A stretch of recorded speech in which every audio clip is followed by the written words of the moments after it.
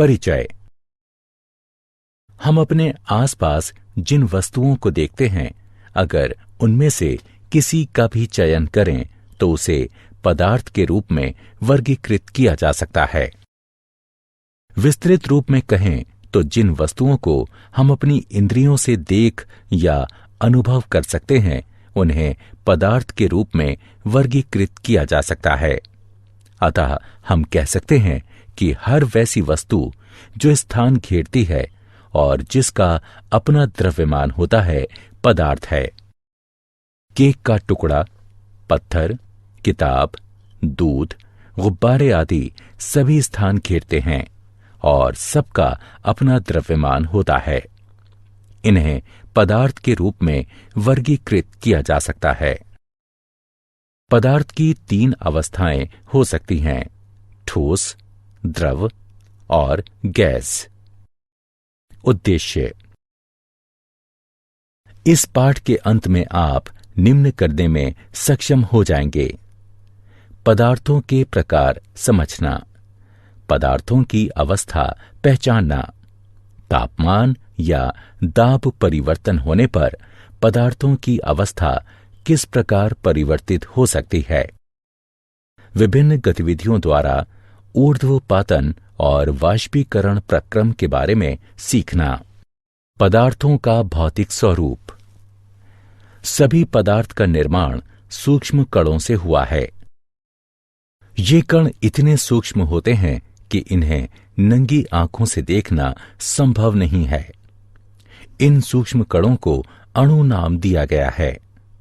ये अणु और भी सूक्ष्म कणों से निर्मित होते हैं, जिन्हें परमाणु कहा जाता है। प्रत्येक पदार्थ के अणु भिन्न होते हैं। 115 प्रकार के परमाणु हैं, जो भिन्न प्रकार के जुड़ाव से भिन्न प्रकार के अणु पैदा करते हैं। पदार्थ के कणों के अभिलाक्षणिक गुण।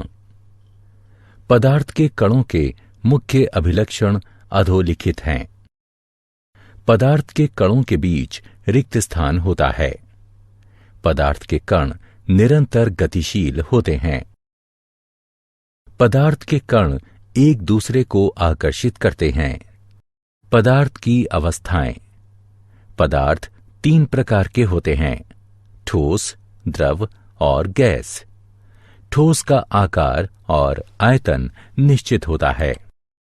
द्रव का कोई निश्चित आकार नहीं होता, लेकिन आयतन निश्चित होता है। द्रव में बहाव होता है और इनका आकार बदलता है। गैसों का कोई निश्चित आकार और आयतन नहीं होता। ठोसों एवं द्रवों की तुलना में गैसों की संपीड्यता काफी अधिक होती है। मूल्यांकन। आगे बढ़ने से पहले आइए जांचें कि आपने अब तक कितना सीखा है। निम्नलिखित का मिलान करें।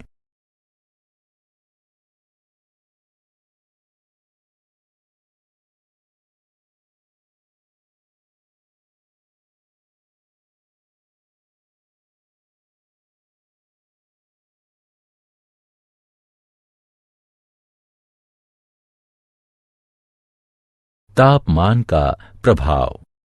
आइए जानें कि ठोस, द्रव और गैस पर तापमान का क्या प्रभाव होगा। तापमान बढ़ाने पर गतिज ऊर्जा बढ़ जाती है। तापमान बढ़ने से ठोस द्रव में परिवर्तित यानी संगलन हो जाता है और द्रव गैस में परिवर्तित यानी वाष्पीकृत हो जाता है। गैस, द्रव और ठोस शीतलन या तापमान के घटने से संशोधित हो जाते हैं। केल्विन तापमान का एसआई मात्रक है। दाब का प्रभाव। पदार्थ के ठोस, द्रव और गैस अवस्थाओं पर दाब परिवर्तन का उल्लेखनीय प्रभाव पड़ता है। दाब बढ़ाने से गैस द्रव में परिवर्तित हो सकती है। इस प्रक्रम को संघनन कहते हैं। दाब बढ़ाकर द्रव को ठोस में परिवर्तित किया जा सकता है। इस प्रक्रम को ऊर्ध्वपातन कहते हैं। इन अवस्थाओं को शीतलन से या तापमान को घटाकर पुनः परिवर्तित किया जा सकता है।